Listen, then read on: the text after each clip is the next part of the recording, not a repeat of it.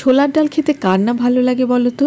যে কোনো নিরামিষ দিনে বা সকালে জল খাবারে, এমনকি রাতের ডিনারেও গরম গরম ফুলকো ফুলকো লুচির সাথে ছোলার ডাল হলে কিন্তু একদম জমে যায়। নিয়ে নিলাম 1 কাপ ছোলার ডাল, আর ছোলার ডালটাকে সেদ্ধ করে নেবো প্রেশারে 3 কাপ জল দিয়ে, নুন, হলুদ আর সর্ষের তেল দিয়ে।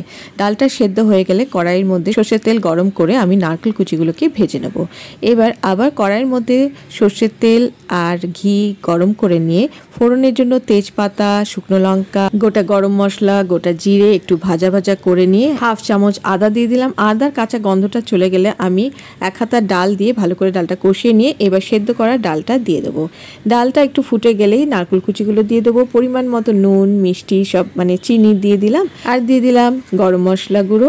ব্যাস ডালটাকে 5-6 মিনিট ফুটিয়ে নিয়ে তৈরি হয়ে গেল আমাদের ছোলার ডাল।